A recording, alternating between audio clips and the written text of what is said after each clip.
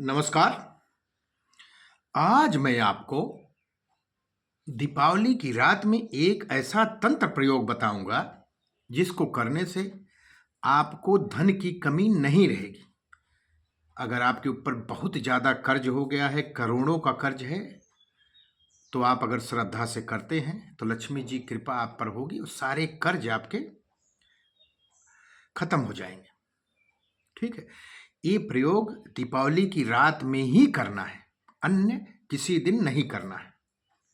ठीक है, तो आप दीपावली की रात में निशीथ काल, जैसे 20 अक्टूबर 2025 को निशीथ काल है 11:16 से लेकर 12:07 के बीच में, इसी बीच में इस यंत्र का प्रयोग करना है। आपको ये पूजन करना है।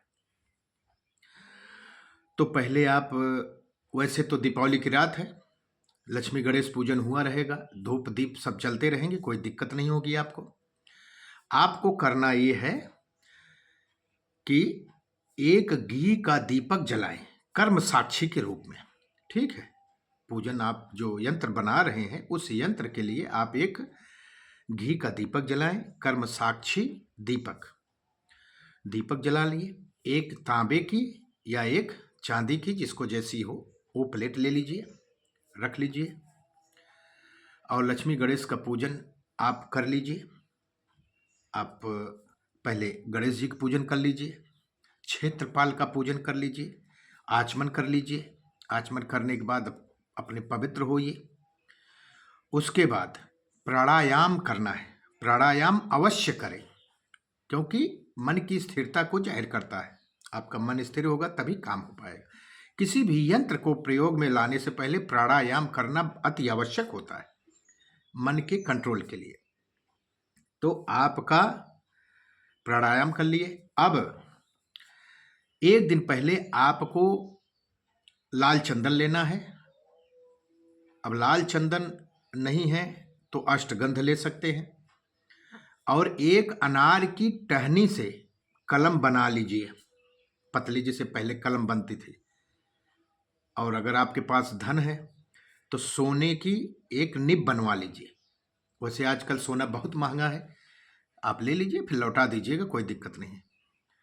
तो अनार की कलम की लेखनी बना लीजिए, वो रख लीजिए अपने पास। एक भोजपत्र ले लीजिए, आप पहले ले लेना है सब। भोजपत्र ले लीजिए, थोड़ा बड़ा लेना है, जिसपे उस पे आपका जन्मांक चक्र बन जाए, ये ले लीजिए। और आपके पास जो तांबे की प्लेट है या चांदी की प्लेट है, उस पे भोजपत्र को स्थापित कर दीजिए, रख दीजिए। ओके, अब चंदन घिस लीजिए, आप लाल चंदन घिस लीजिए, रख लीजिए। अब 11:16 से ये पूजन स्टार्ट करना है।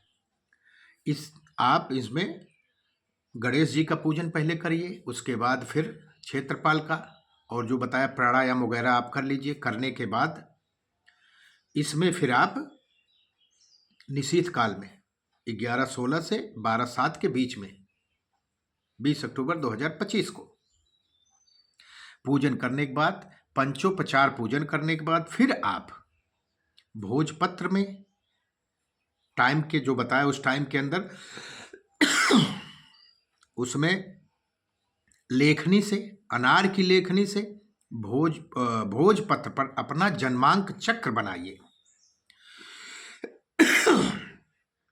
जन्मांक चक्र, वो जो मेरे पुराने शिष्य हैं वो जानते हैं जन्मांक चक्र क्या होता है। वैसे तो सबकी अपनी कुंडली याद होगी। अगर किसी को अपने कुंडली या जन्मांक चक्र याद नहीं है तो कृपया अपनी कुंडली खोल लीजिए। जो जैसे बना हुआ है आपके जन्मांक चक्र में, लग्न कुंडली में, वैसे ही पूरा बनाना है। भोजपत्र के ऊपर अपना नाम लिखना है और नीचे पूरा जन्मांक चक्र अपना बनाना है। जिस नंबर से आपकी लग्न शुरू हो रही, 2 से 1 से लेके 12 के बीच में, उसी लग्न के हिसाब से पूरा लग्न बनाना है। राशियां लिखनी है। जिस राशि में जो ग्रह स्थित हैं आपकी जन्मांक चक्र में, वही जो है भोजपत्र पे लिखना है। ये सब आप लिख लीजिए। लिखने के बाद ध्यान रहे, ये दीपावली की रात में ही करना, अन्य किसी रात में नहीं होगा। ठीक है। और ये चीज, अब जिसके पास धन नहीं आ रहा है वो लाभ भाव में लिखना है ये मंत्र, और जिसके पास धन आ रहा रुक नहीं रहा तो धन भाव में। अब ध्यान लीजिए कि लग्न के पहले खाने के बगल में जो होता है वो धन भाव है, दूसरा भाव धन भाव है। गिनती या राशि कोई भी लिखी हो, कोई मतलब नहीं है। दूसरे भाव में अगर आपके पास धन नहीं रुक रहा हो, आता तो है लेकिन रुकता नहीं है, तो धन भाव में लिखना है। और आपके पास धन आ ही नहीं रहा हो तो लाभ भाव, इसका मतलब 11वें भाव में। ठीक है, आप गिनती करके जाइए, जहां 11 नंबर आए वो 11वां भाव, उसको कहते हैं लाभ भाव, वहां पे लिखना है ये मंत्र। ध्यान रहे, दोनों में नहीं लिखना है। किसी लालच बस में आप सोचिए कि दोनों में लिख लें, नहीं, तब आपका यंत्र खराब हो जाएगा, पूरा मेहनत खराब हो जाएगी। एक भाव में ही लिखना है, जिस चीज की वो आपकी आवश्यकता है। लाभ की आवश्यकता है, पैसा नहीं आ रहा है तो लाभ भाव में, आ रहे हैं रुक नहीं रहे हैं तो धन भाव में। ये इतना कर लिया। ठीक है, अब क्या करना है, अब माता लक्ष्मी का ये जन्मांक चक्र आपने बना लिया। माता लक्ष्मी, भगवती लक्ष्मी का बीज मंत्र होता है ह्रीम। ह्रीम मतलब हा में रा संयुक्त है। ठीक है, हा में रा संयुक्त करके ह्रीम लिखना है, लाभ भाव में या धन भाव में, जो आपकी आवश्यकता है उसी में ह्रीम अनार की टहनी से या सोने की नींव से आप लिख दीजिए। ठीक है, रख दीजिए। लिख करके उस जन्मांक चक्र में एक काम 11:16 से लेके 12:07 के बीच में ही करना है। ये निशीथ काल का समय है। वैसे पूजा आपकी सबसे पहले हो चुकी है। फिर आप अब ये भी जानिए, जो पिछले साल लाभ भाव में लिखे थे वो इस साल धन भाव में लिखेंगे, चाहे जो हो। अब पिछले साल जो धन भाव में लिखे थे वो इस साल लाभ भाव में लिखेंगे, ये मंत्र अपने जन्मांक चक्र में। उसके बाद पूजन करना है। गौरी गणेश का, लक्ष्मी गणेश का पूजन हुआ रहेगा। आप पूरे यंत्र का पूजन करिए, पंचोपचार पूजन, धूप दीप अष्टगंध और नैवेद्य आप गणेश जी को अर्पण कर सकते हैं। सारा पूजन करने के बाद, ठीक है, पूजन हो गई, लक्ष्मी जी का यंत्र आपका तैयार हो गया। इसी बीच में आप चाहें तो ओम ह्रीम श्रीम लक्ष्मीभ्यो नमः का 108 बार मंत्र भी उच्चारण कर सकते हैं, उस समय जाप कर सकते हैं रुद्राक्ष की माला से। नहीं है समय, कोई बात नहीं, आप जो है इतना करने के बाद पूजन कर लीजिए। और जो है ये वर्ष पर्यंत इसकी पूजा होती ही रहेगी। अब उस यंत्र को लक्ष्मी गणेश की जो मूर्ति है उस मूर्ति के नीचे आपको रख देना है। वैसे तो आजकल लक्ष्मी गणेश की मूर्ति संयुक्त मिल रही है, अलग अलग नहीं है, तो लक्ष्मी गणेश के रोज पूजन होता ही है। लक्ष्मी गणेश के नीचे उसको फोल्ड करके, मोड़ करके यंत्र को रख दीजिए। उसके बाद लक्ष्मी गणेश की उसके ऊपर मूर्ति रख दीजिए।